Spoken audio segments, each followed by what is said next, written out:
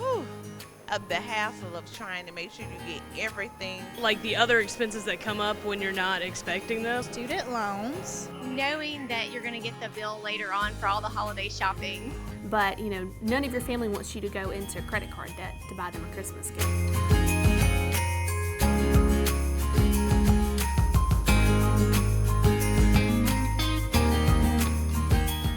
How can we save more money, especially on these holidays? You have to have a plan, and a financial planner is a great way to help build that plan and think about what's realistic for me and my circumstances. Retirement comes first.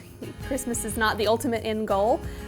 College savings can come next. Emergency funds are important. So you really have to prioritize those goals. Now, what's the best way to set up a budget for Christmas and Christmas spending and how much to spend on certain people?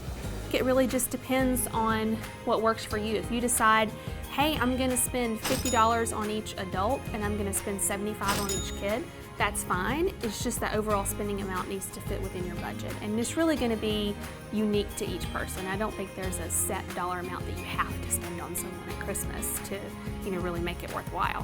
What kind of budget do you need to make in order to make sure that when the holiday comes around that you're not stressed financially? You could use this year as an example of kind of your average spending. And if you were comfortable with the amount that you spent, you could say, okay, I spent $1,000 in total on Christmas this year. And think about your weekly, monthly, bi-weekly paychecks between now and next Christmas. Divide that dollar amount up by however many paychecks you have between now and Christmas of 2020, and set aside that money in a savings account so that by the time you get to next Christmas, the money's already there. What would you recommend someone do long term to take care of holiday expenses? Sometimes it's easier to have that kind of in a separate account that you don't quite have as easy access to from a psychological perspective.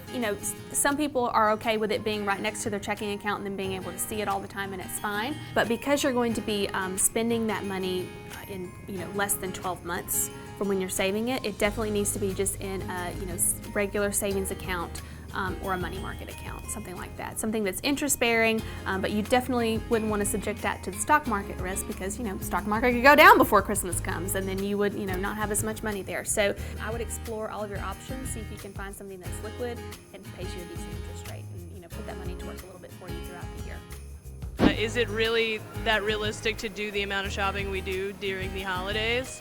Are you hurting yourself financially? Well, I think it really it depends on who you are and what your budget is. I think it's unrealistic to spend more than you can afford to spend. I think it's unrealistic to, go and max out your credit cards and have to pay it off for the rest of the next year, still be paying off Christmas from 2018 and Christmas 2020.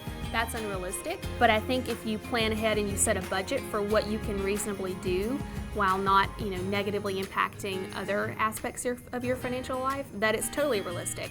Why do people spend money when they don't have it?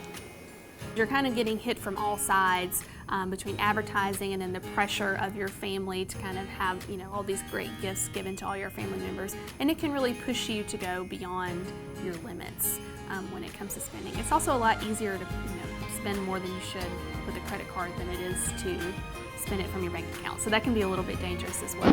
How to stay on your budget.